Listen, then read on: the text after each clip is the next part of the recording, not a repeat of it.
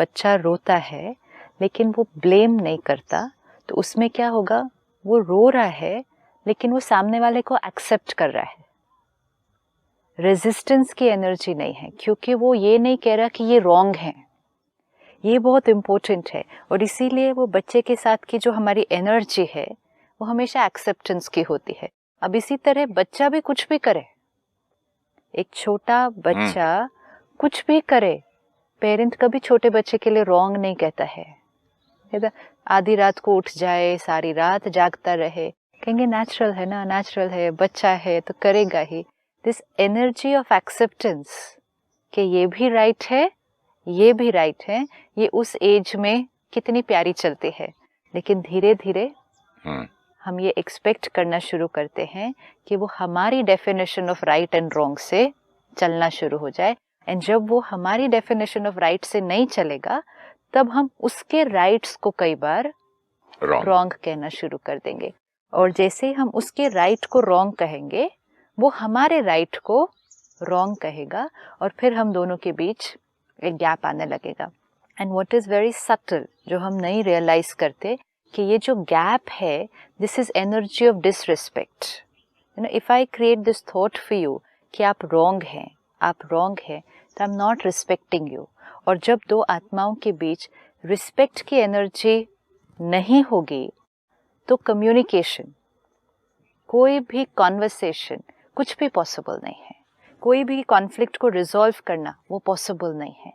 कोई भी बात को रिजॉल्व करना बहुत इजी है अगर रिस्पेक्ट इंटैक्ट है, तब हर बात सॉल्व हो जाएगी, हर बात का सल्यूशन निकल आएगा। अब हम कहते नहीं, रिस्पेक्ट तो है ना, I respect my wife, I respect my child respects me, but no, we are not respecting. उस क्षण वी आर नॉट रिस्पेक्टिंग जब हम कह रहे हैं मैं राइट हूं, आप रॉन्ग हैं।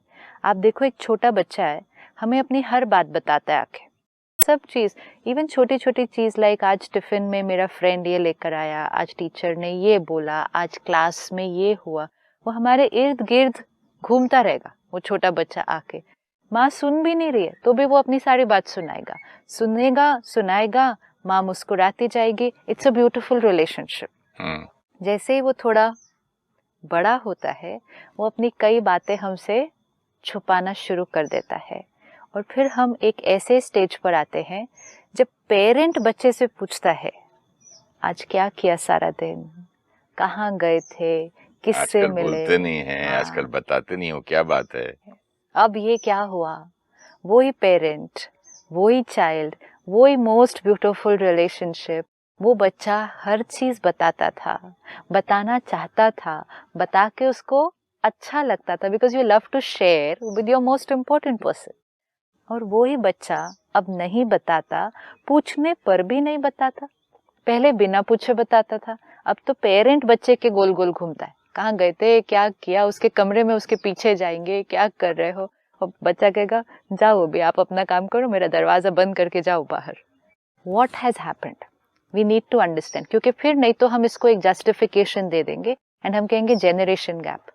There is no generation gap, अंग्रेजी में कोई टर्म दे देंगे, व्हिच इज, एंड ये देकर हम उस चीज को सॉल्व करने से पीछे हो जाते हैं। हम कहते हैं ये नेचुरल है, इट इज नॉर्मल। एंड जैसे ही नॉर्मल कहा तो उसको ठीक करने का कोई प्रयास नहीं किया जाएगा। अब इसको चेक करते हैं कि ये क्या हो गया, क्यों वो बच्चा मुझे अपनी बातें नहीं बता रहा। क्योंकि अगर अभी भी हम उसको ठीक नहीं करेंगे तो as the child grows up, वो अपनी बहुत सारी बातें बताना हमें बंद कर देगा। जब वो बच्चा इतना था, वो जो कुछ बताता था हम मुस्कुराते थे, मतलब हम उसकी हर बात को एक्सेप्ट करते थे, नहीं एक्सेप्ट भी करते थे, सुनते थे और मुस्कुराते थे, हम एक्सेप्ट करते थे। वेरी स्वीट, वेरी क्यूट, आज जो हुआ वो बहुत प्यारा।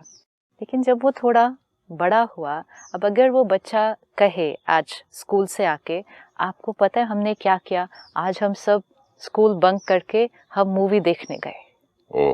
ओह सी, अब ये रिएक्शन हो जाएगा। अब इतना प्यारा भी ओ नहीं होगा उस टाइम पे, उस time it will be a little, वो जो मुस्कुराहट पहले आती थी उसकी शेयरिंग सुनने पर, वो मुस्कुराहट गायब हो गई। और मुस्कुराहट की बजाय अब डांट भी आ जाएगी कि ये सिखाया तुमको, स्कूल इसलिए भेजता हूँ मैं, तुम्हारी इतनी महंगी फीस इसलिए भेजता हूँ, तुम बंक करके बहुत लंबा। पैसे कहाँ से लाए, कौन दोस्त हैं तुम्हारे आजकल? तो बच्चा थोड़ा सा, फॉर देम जब ये पहले होना शुरू होता है, for them it comes as a big shock. इनको क्या हो गया, ये तो मेरी हर बात सुनकर स्माइल करते थे, हंसते थे, आपस में डिस्कस भी करते थे, मुझे अप्रिशिएट करते थे, आज क्या हुआ। फिर थोड़े दिन के बाद उस बच्चे ने आकर कहा, आज आपको पता है क्या हुआ, आज मेरे फ्रेंड ने मेरे को एक सिगरेट ऑफर की, मैंने थोड़ी सी ट्राई की, घर में एक बहुत बड़ा झगड़ा हो गया। ये जब 2 बार 4 बार 6 बार होने लगा तो वो बच्चे ने देखा अब कुछ चीजें बदल गई है। अब जब मैं शेयर करता हूँ ये खुश नहीं होते हैं। उसके लिए definition of right and wrong नहीं है। अब बच्चे के लिए वो वाली एज में भी राइट था वो इस एज में भी जो कर रहा है उसके लिए वो राइट है, लेकिन उसको यहाँ से जो रिएक्शंस मिलने लगे हैं वो बदल चुके हैं। पहले एक्सेप्टेंस, हंसना, मुस्कुराना, और अब अप्रिसिएशन की बजाय रिजेक्शन, रेजिस्टेंस। जैसे पहले उसकी बातें घर में एक हंसी का टॉपिक और एक खुशी का टॉपिक बनती थी, अब उसकी बातें घर में एक चिंता का और एक गुस्से का टॉपिक बन जाती है ना। पूरी फैमिली डिस्कस करती है। It's not just one anger, it's a discussion in the house. And फिर लेबल क्या लगेगा, बिगड़ गया है, आउट ऑफ कंट्रोल जा रहा है, अब इसका हम क्या करें। जब ऐसी energy of resistance and rejection मिलेगा तो वो बच्चा अब अपनी बातें बताना बंद कर देगा। हमें ये लगेगा कि उसने बताया, हमने डांटा, उसने बताना बंद कर दिया। हम सोचेंगे उसने करना बंद कर दिया। वो करना बंद नहीं करेगा, वो सिर्फ करके बताना बंद करेगा। वो बताया, मैं मूवी गया, बंक किया, हमने डांट दिया, नेक्स्ट टाइम वो नहीं बताएगा। अच्छा, मतलब अभी आजकल वो हमको नहीं बताता तो हम समझते हैं कि वो सुधर गया, अब नहीं कर रहा है। हमने कहा ना, डिसिप्लिन कर दिया, डांट के। उसने बताया, मैंने उस दिन सिगरेट पी, हमने सबने जोर से डांट दिया, उसके बाद तो कुछ पता ही नहीं चला, इसका मतलब उसने करना बंद कर दिया। उसने करना नहीं बंद किया। Let us always remember this. उसने सिर्फ करके बताना बंद कर दिया, और जब करके बताना बंद हो जाता है तब बातें थोड़ी क्रिटिकल हो जाती हैं। हमारे पास सारा दिन में कितनी ईमेल्स आती हैं जो बच्चे अपनी छोटी बड़ी गलतियां, जो अब उनको लगता है कि वो गलती थी, जब कर रहे थे तो गलती नहीं लगी, लेकिन वो गलतियां, अपनी बातें, अपनी प्रॉब्लम्स लिखते हैं, आस्किंग फॉर सोल्यूशन। लेकिन लास्ट लाइन उसमें ये होती है, please my parents should not come to know this. Please इसको टीवी पे नहीं डिस्कस करना, क्योंकि मेरे पेरेंट्स को पता चल जाएगा कि ये मेरी बात है। And this is not very good news कि एक बच्चा अपने जीवन की प्रॉब्लम को लेकर अपने ही पेरेंट के पास नहीं जा पाता, स्ट्रेंजर्स के पास जा रहा है, और secretly. This is not nice. आज काउंसलर्स की क्यों जरूरत है? आज एक बच्चे को काउंसलर से क्यों बात करनी पड़ रही है? वही बात ना, उसकी जीवन की बात ही करता है ना वो, काउंसलर से जाके अपनी प्रॉब्लम ही बात करता है ना। मतलब पेरेंट से नहीं कर सकता, एक स्ट्रेंजर को पैसे दे के वहां जाके बात करेंगे? क्या बात करनी है? मैंने छोड़ा था अपने बेस्ट फ्रेंड से या अपने रिलेशनशिप्स में, जिसको मैं बोलता था बार बार, क्योंकि हर चीज में जब भी मैं उनको बताने गया तो मुझे टोकना शुरू हो गया। आजकल आप ऐसे करते हो, बट आप ऐसे नेचुरली ऐसे करोगे तो ऐसे ही होगा। नेचुरली क्या, सुनते नहीं थे, मुझे सिखाने लगते थे बार बार। मैंने बोला यार, एक तो मैं दुखी हो कि आपके पास कुछ आपको सुनाने आ रहा हूँ, और आप कम से कम सुन के कुछ मत बोलो, दूसरे दिन सिखाओ। This is so beautiful. See, underline this. जब हम अपने मन की बात, अपनी problem, even if we are wrong, लेकिन जब हम अपनी बात किसी को सुनाने जाते हैं तो हम क्या एक्सपेक्ट कर रहे हैं? सुन तो लो। और अगर वो मुझे ही टोकने लग जाए और मुझे ही गलत बोले तो आपने कहा फिर मैंने बताना बंद कर दिया। इसीलिए वो बच्चे ने बताना बंद कर दिया। This is so beautiful. हम किसी से भी, इवन इस एज में, व्हाई एज अ चाइल्ड, किसी भी एज में हम किसको अपनी बात सुनाएंगे?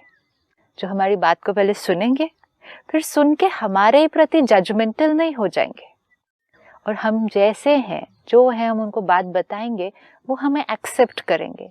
हाँ, एक्सेप्ट करके फिर आराम से वो हो सकता है कि हमें राइट गाइड करने के लिए एक एडवाइस भी दे देंगे, और एडवाइस अच्छी लगेगी। सिस्टर, एक गुरु थे जिनके पास मैं कभी कभी जाता था पहले, तो मैंने एक बोला कि मेरा बेटा आजकल एक गलत लड़की के साथ फंसा हुआ है, मुझे गुस्सा आता है, क्या करूं, दिस दैट।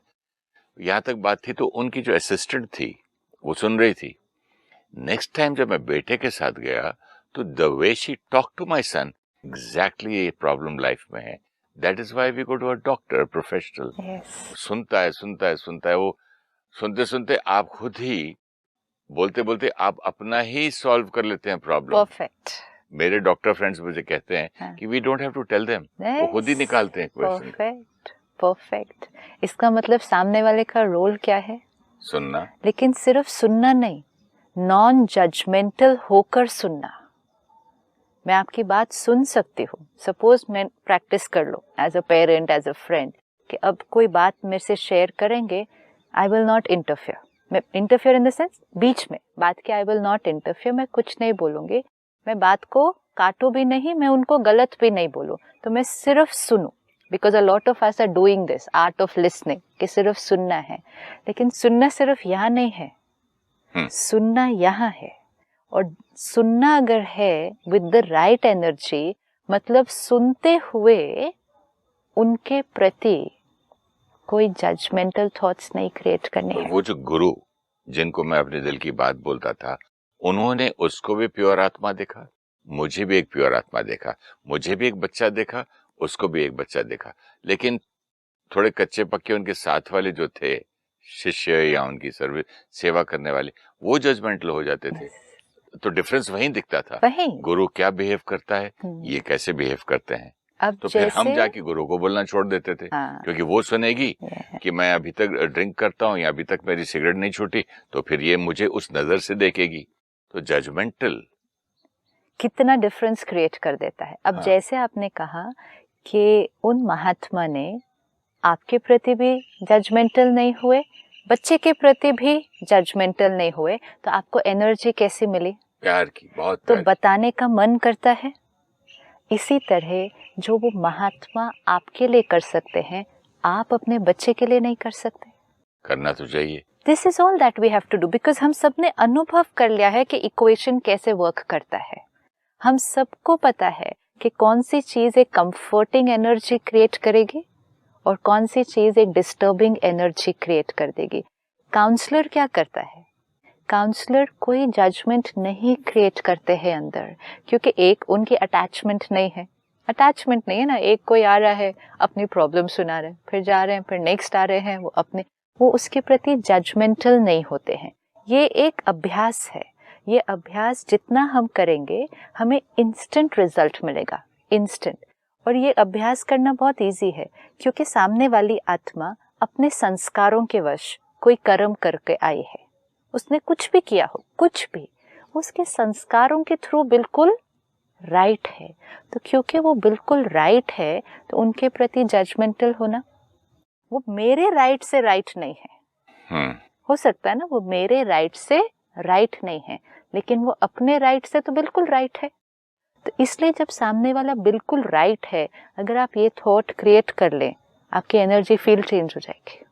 सिस्टर, जैसे वो हमारे गुरु थे, उन्होंने मुझे देखा एक प्योर आत्मा, एक छोटा बच्चा, मेरा शिष्य, ठीक है, ठीक हो जाएगा, आशीर्वाद दिया। ये जो डॉक्टर है जिन्होंने मेरी बात सुनी, उन्होंने कहा इसके इतने घंटे हो गए, इसके मैंने पैसे लेने हैं, इसकी बात किसी और को बोलनी नहीं है। दिन में ऐसे 10 लोग आते हैं, कोई बात नहीं, ये होता रहता है, ये बात इसकी वाइफ को भी नहीं बोलेंगे, किसी को भी नहीं बोलेंगे। लेकिन जब मेरे बच्चे की बात होती है, या मेरी बेटी या बेटे की, जहाँ रिलेशनशिप है, जहाँ अटैचमेंट है, वहाँ क्या करें हम? जहाँ रिलेशनशिप है, वहाँ मैं गुरु नहीं बन सकता, ना उनका डॉक्टर बन सकता हूँ, मैं तो पिता हूँ। बिल्कुल। और इसीलिए और भी इम्पोर्टेंट हो गया, क्योंकि मैं पिता हूँ, तो और भी इम्पोर्टेंट हो गया कि आई अंडरस्टैंड माई चाइल्ड। पिता की ड्यूटी, बिहेवियर क्या होना चाहिए? पिता की ड्यूटी क्या होनी चाहिए? First duty, let's take it step by step. एक पेरेंट की एक बच्चे के प्रति फर्स्ट रिस्पॉन्सिबिलिटी क्या है? प्यार। दैट्स अंडरलाइन हो गया. एंड विच मीन्स कि सामने आपका बच्चा कोई भी बात कह रहा है, कोई भी बात कर रहा है, आपकी प्यार की एनर्जी ब्लॉक्ड नहीं होनी चाहिए. अनकंडीशनल. जैसे ही आप जजमेंटल हुए तो आपकी प्यार की एनर्जी ब्लॉक्ड हो गई. जैसे you said you could feel the difference कि जो महात्मा है वो जजमेंटल नहीं है, तो एनर्जी कैसी है. जो साथ में खड़े हैं वो सुनकर जजमेंटल है, तो एनर्जी कैसे, उनके अंदर वो प्यार की एनर्जी ब्लॉक्ड हो जाएगी. तो अगर हम अपने बच्चे के प्रति जजमेंटल हुए तो हमारी प्यार की एनर्जी ब्लॉक्ड हो गई. तो हमने अपनी फर्स्ट रिस्पॉन्सिबिलिटी, जो आपने कहा एज अ पेरेंट मेरी रिस्पॉन्सिबिलिटी, तो मैं तो रिस्पॉन्सिबिलिटी नहीं पूरी की. फिर मेरी क्या रिस्पॉन्सिबिलिटी मैंने ली? वो गलत ना करे, उसको गलत को ठीक करना मेरी ड्यूटी है, उसको गलत से बचाना मेरी ड्यूटी है, उसके जीवन में कुछ गलत नहीं होना, वो सब ड्यूटी तो याद है. आईना तो दिखाना चाहिए ना, उसको ठीक करना. यस, ये गलत कर रहे हो तुम, इसका ये हो जाएगा रिजल्ट, पता नहीं तुम कहाँ क्यों कर रहे हो, पता नहीं क्या सिखाया. रिस्पॉन्सिबिलिटी एंड प्रायोरिटी लिस्ट बहुत क्लियर होनी चाहिए. My responsibility, my first duty towards any soul and of course towards children, सबसे पहले कि प्यार फ्लो करता रहे. फिर उसके बाद एडवाइस.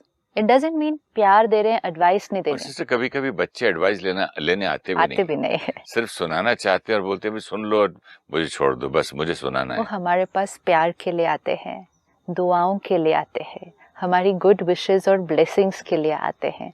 वो हमारे पास अप्रूवल और अप्रिसिएशन के लिए आते हैं. हर आत्मा को, ये बहुत सूक्ष्म है, लेकिन हर आत्मा को अप्रूवल और एक्सेप्टेंस चाहिए. और ये देखो, आप हमें इस एज से सिखाया है कि बच्चा जो करता है, अगर पेरेंट के चेहरे पर वो देखकर मुस्कुराहट आती है, तो which means the parent approves of the child, and that means you are a good boy, you are a good girl. And अगर आपने जो किया वो देख कर अगर पेरेंट के चेहरे पर मुस्कान की जगह कुछ और आ जाता है, बैड बॉय, बैड गर्ल, ये उस एज से सिखाया था. तो विच मीन्स मेरी सेल्फ रिस्पेक्ट कि I am a good person और a bad person, for me, ये मैंने अपने बिलीफ सिस्टम क्रिएट कर दिए. ये किस पर डिपेंडेंट थी? If people approve of me और डोंट अप्रूव ऑफ मी, क्योंकि मुझे इस एज से सिखाया था. एंड तो ये बिलीफ सिस्टम बना, if people approve then I am good, if people don't approve then I am not good. This was true or not true we don't know, but we believed this because वो conditioning वैसे बनी. अब इसमें भी people में सबसे important people कौन से? Parents, partner, spouse. ये हमारे सबसे important हैं जिनका हमें approval चाहिए, क्योंकि हमारे लिए वो approval ही प्यार की निशानी है. अगर आप approve करते हैं, you love me, हमारे लिए वो अप्रूवल ही हमारी अपनी सेल्फ रिस्पेक्ट की निशानी है कि if my parent approves of me then I am a good person, because that is what I was taught at this age. अब जब बच्चा थोड़ा बड़ा हुआ और जैसे हमने अप्रूव करना बंद किया, रिजेक्ट किया, तब जो दूसरी थोड़ी सी रिस्की चीज हुई कि कुछ और लोग थे बाहर, जिसको हम फ्रेंड्स कहेंगे, जो उसको एक्सेप्ट कर रहे थे. पेरेंट रिजेक्ट कर रहा था और फ्रेंड्स एक्सेप्ट कर रहे थे. सोल को एक्सेप्टेंस चाहिए, तो वो आत्मा किस तरफ जाएगी? वो ऑटोमेटिकली उस तरफ जाना शुरू करेगी. अब ये और रिस्की हो गया, क्योंकि पहले तो फ्रेंड्स छोटी छोटी बातें बोल रहे थे, चलो आज कॉलेज बंक करके पिक्चर जाएंगे, कल चलो आज कुछ ये ट्राई करेंगे, तो वो बच्चे के लिए भी ठीक था, वो कर रहा था. धीरे धीरे फ्रेंड्स कुछ और करने के लिए भी कह सकते हैं. जो बच्चा करना नहीं चाहता है, वो उसकी definition of right and wrong में भी रॉन्ग की साइड पर आ रहा है, लेकिन वो अपनी definition of right and wrong को भी चेंज करता है, और जो उसके लिए रॉन्ग था वो भी करता है, सिर्फ ताकि वो अपने फ्रेंड्स का अप्रूवल और एक्सेप्टेंस खो नहीं दे. एंड इसको हम एक और फिर वर्ड देते हैं जिसको हम कहते हैं पीयर प्रेशर, कि अब तो वो पूरी तरह से उनके कंट्रोल में चला गया है, अब वो उनकी बात सुनता है और जब वो पीयर प्रेशर में आ जाता है, because we see a lot of this today, कि एक क्लास में, स्कूल में कुछ बच्चे कुछ करते हैं सिर्फ, लेकिन बहुत जल्दी बहुत सारे बच्चे वो करने लग जाते हैं just so that they are part of the group.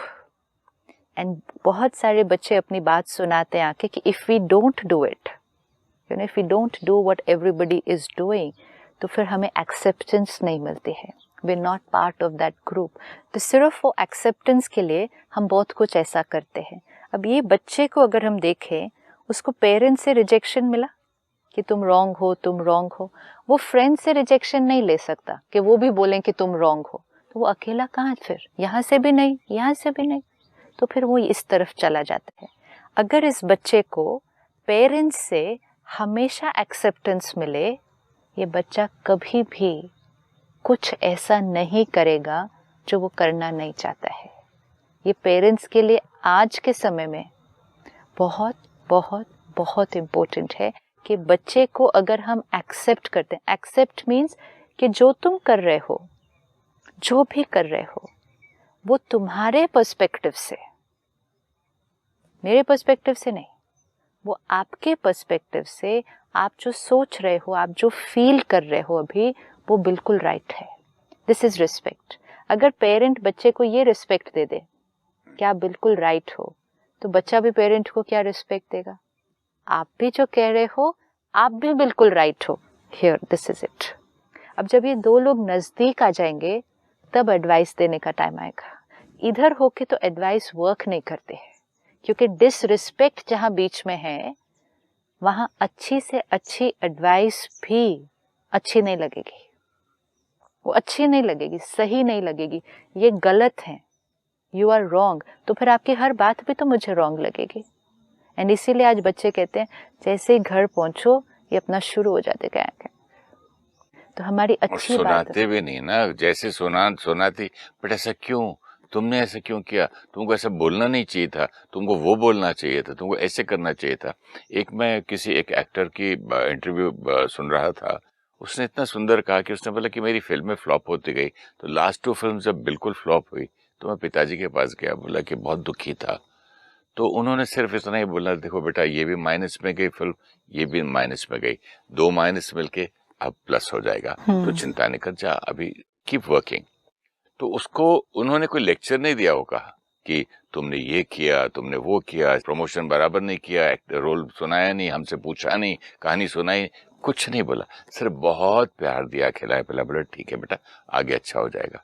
उसके लिए उस समय उतनी ही जरूरत थी उसको, क्योंकि लेक्चर हम बाद में भी दे सकते हैं। हाँ, उस समय वो प्यार, वो एक्सेप्टेंस, वो हीलिंग का काम करता है, वो हीलिंग का काम करता है। और उस समय जजमेंटल और क्रिटिसिज्म उस चोट को और भी ज्यादा गहरा करता है। तो कौन आएगा अपनी चोट लेकर ऐसे इंसान के पास जो मेरी चोट पर और जोर से चोट मारेगा? Why will I go there? जैसे मैं किसी दर्द के लिए डॉक्टर के पास जाता हूँ कि भाई मुझे यहाँ चोट लग गई, वहां वो मिर्ची लगाए और चोट पे चोट लगाए और उसको दर्द करे, मैं दर्द हील करने जा रहा हूँ, और वो पूछे कि ये तुमको चलाना नहीं आता कार, गिरे कैसे, सोचा नहीं था क्या, क्या कर रहे थे तुम, अंधे हो क्या? मैंने बोला भाई मुझे ऐसे रहने दर्द में, मेरी दर्द को ऐसे रहने दे, मैं कहीं और जाता हूँ, मुझे तेरी दवाई नहीं चाहिए, तू भले हिंदुस्तान का सबसे बड़ा डॉक्टर हो, this is it, bye bye, thank you so much, this is it, I don't want you, which means your most precious advice also, क्योंकि पेरेंट एडवाइस अच्छी देंगे, राय अच्छी देंगे, लेकिन क्योंकि एनर्जी ठीक नहीं है, एनर्जी जजमेंटल और क्रिटिसिज्म की है, वो अच्छी से अच्छी एडवाइस भी कानों को उस टाइम अच्छी नहीं लगती है। मेरी गुरु मुझे कहती थी, देश, काल और पात्र देखकर बोलो बेटा, तुम जब चाहे जब एडवाइस दे रहे हो, पहले देश देखो कौन से देश में है, काल देखो समय, इसका मूड कैसा है, इस समय is he ready to accept, या इस समय वो गुस्से में है या ठंडा है। फिर पात्र, पात्र मतलब सामने वाला, सामने हाँ, वाला की, बिल्कुल। तो उनको बोलते थे कि पहले कोई तुम्हारे पास एडवाइस के लिए आता है, बहुत परेशान आता है, पहले पानी पिलाओ, फिर कुछ खिलाओ, फिर मीठा खिलाओ, उसको शांत करो, फिर उसकी बात सुनो, फिर देखो कि उस किस हालत में है, सुनने लायक है, तो बाद में बोलो। लेकिन इसमें भी जैसे आपने कहा कि चोट लेकर जब हम डॉक्टर के पास जाते हैं तो हमें डॉक्टर से एडवाइस नहीं चाहिए कि हमें गाड़ी कैसे चलानी चाहिए, even though that person could give me the best tip that time, और अगर मैं वो टिप को ले लूँ मेरे बहुत सारे काम अच्छे हो जाएंगे, उसके बाद मेरे को कभी चोट नहीं लगेगी उसके बाद, लेकिन वो उस टाइम ठीक नहीं है। उस टाइम फर्स्ट रिस्पॉन्सिबिलिटी है चोट की हीलिंग, ये फर्स्ट रिस्पॉन्सिबिलिटी है, एंड विच मीन्स चोट की हीलिंग मीन्स अनकंडीशनल एक्सेप्टेंस कि तुमने जो किया, तुम्हारे से जो हो गया है, इट्स एब्सोल्युटली फाइन। एंड ये बोलने में नहीं, ये अंदर सोचने में, ये थॉट में कि उस आत्मा ने जो भी किया वो अपने किसी sons, even if the child और the person comes and tells you the worst thing you have ever heard, the worst, हम तो छोटी छोटी बातों में क्रिटिकल होते हैं ना, the worst thing that weave ever heard, अगर हम वो सुनने के बाद भी ये स्थिति रख सकते हैं कि आई अंडरस्टैंड कि आपने उस टाइम ऐसा किया, बिकॉज हर आत्मा अपने संस्कार और अपने कार्मिक अकाउंट लेकर आई है। कार्मिक अकाउंट बहुत बड़ा फैक्टर है जिस कारण आत्मा वो करने के लिए एक फोर्सफुली, जैसे हम अपने कार्मिक अकाउंट के पास जाते हैं, मुझे जो एडवाइस देनी है वो आगे की चीज के लिए है कि इसके बाद, मतलब उसका नेक्स्ट कर्म। पास्ट कार्मिक अकाउंट ना उसके कंट्रोल में है ना मेरे कंट्रोल में है। मेरे कंट्रोल में कैसे हो सकता है, वो तो उसके भी कंट्रोल में नहीं है क्योंकि वो उसका पास्ट कार्मिक अकाउंट है। हम सबके कंट्रोल में क्या है, नेक्स्ट कर्म, नेक्स्ट क्या करना है। हम क्रिटिकल किसके बारे में हो जाते हैं, जो पास्ट कर्म हो गया है, ऐसा क्यों, ऐसा किया, ऐसे नहीं करना चाहिए, तुम ऐसे ही हो, दिस इज पास्ट कर्म। तो वो क्रिटिसिज्म अगर हमने नहीं क्रिएट की, हमने अंडरस्टैंड किया, एम्पथाइज किया कि हाँ उसने ऐसा किया, तो हमने उसके दर्द को हील किया। जब वो पेन कंप्लीटली हील हो जाएगा, जो आपने कहा ना समय देखकर, वो पेन जब तक कंप्लीटली हील नहीं हो तब तक एडवाइस वर्क नहीं करेगी। तो पेन को हील करें, फिर समय आने पर जब वो पात्र खुद रेडी है एडवाइस लेने के लिए, तब अपनी राय बताई जाएगी। बिल्कुल सही बात है सिस्टर, ये बहुत इंटरेस्टिंग टॉपिक है, तो इससे कंटिन्यू करते हैं अगले एपिसोड में। Thank you. Om Shanti. Thank you so much. नमस्कार। Thank you.